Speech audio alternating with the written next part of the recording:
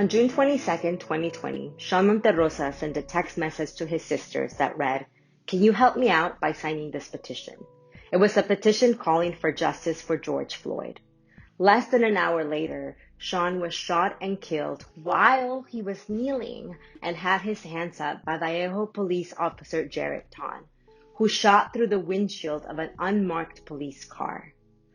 4 days later, California Highway Patrol officers in Oakland fired over 40 rounds at the car Erik Salgado was driving, killing him and injuring his pregnant girlfriend, who survived but miscarried. A week and a half after that, on June 18th, Andrés Guardado was shot and killed by Miguel Vega, a deputy with the LA County Sheriff's Department.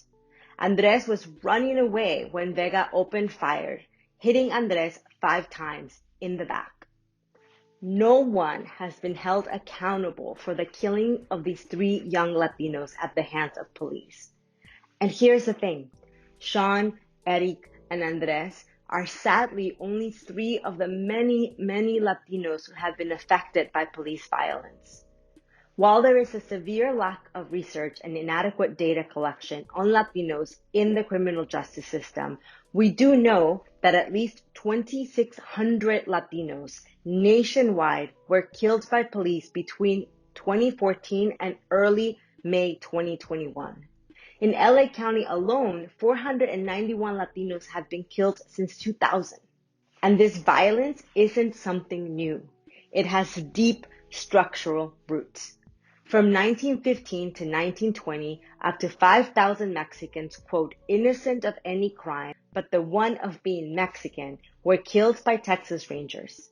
In 1937, in Ponce, Puerto Rico, a peaceful march turned deadly when 19 civilians were shot and killed by police, most of them reportedly in the back.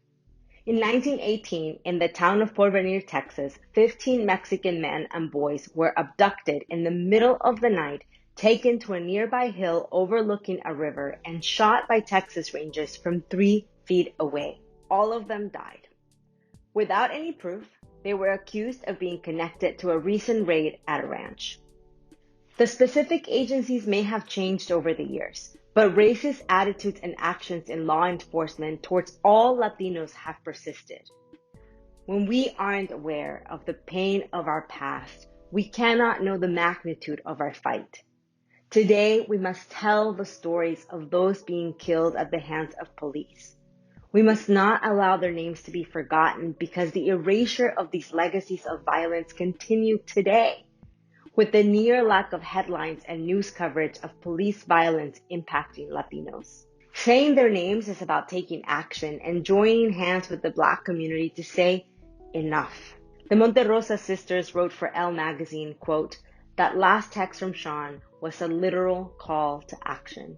His unspoken last words were, here's the baton, now take it and run. Let's take the baton and join them in this fight.